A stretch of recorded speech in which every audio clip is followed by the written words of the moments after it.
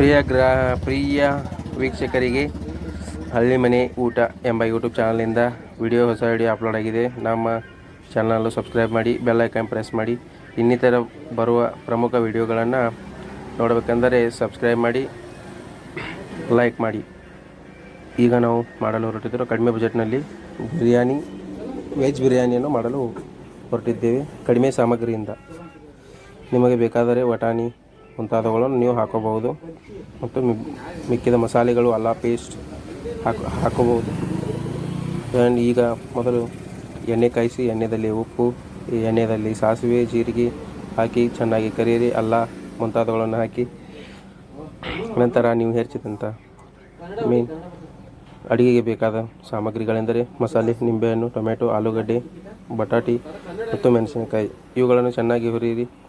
ಹುರಿದ ತಕ್ಷಣ ಕುಕ್ಕರ್ನಲ್ಲಿ ಹಾಕಿ ಆಮೇಲೆ ನಿಮ್ಮ ಹತ್ತಿರ ಇರುವ ಮಸಾಲೆ ಪದಾರ್ಥಗಳನ್ನು ತೆಗೆದುಕೊಳ್ಳಿ. ಮಸಾಲೆ ಪದಾರ್ಥಗಳಿಂದ ಅವುಗಳನ್ನು ಚೆನ್ನಾಗಿ ಹುರಿಯಿರಿ. ನಂತರ ಮಸಾಲೆ 4 ಥರದ ಮಸಾಲೆ, ಕುಲ್ಲಾ ಮಸಾಲೆ, ಮಟನ್ ಮಸಾಲೆ, ಚಿಕನ್ ಮಸಾಲೆಗಳನ್ನು ಹಾಕಿ ಚೆನ್ನಾಗಿ ಹುರಿಯಿರಿ. ಖಾರ ಹಾಕಿ ಮತ್ತು ನಂತರದಲ್ಲಿ ನಿಂಬೆಹಣ್ಣು ಹಿಂಡಿ ಆಮೇಲೆ ನಿಮಗೆ ಬೇಕಾದಷ್ಟು ಅಕ್ಕಿಯನ್ನು ಹಾಕಿ ಸರಿಯಾಗಿ ಹುರಿಯಿರಿ. ಫ್ರೈ ಆಗುವವರೆಗೂ, ಸ್ಮೆಲ್ ಬರೋವರೆಗೂ ಹುರಿಯಿರಿ.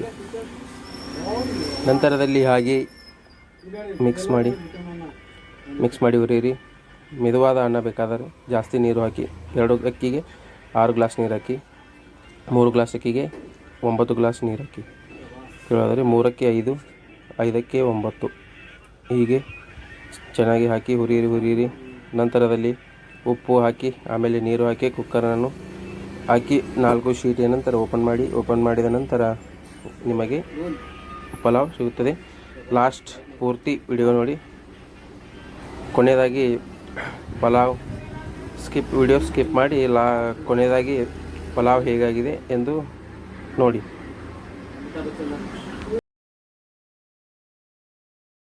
ಮೊದಲ ಪ್ರಯತ್ನ ಗ್ರಾಮೀಣ ಪ್ರದೇಶದ ಜನಗಳನ್ನು ಬೆಳೆಸಿ ಉಳಿಸಿ ಕಾಪಾಡಿ.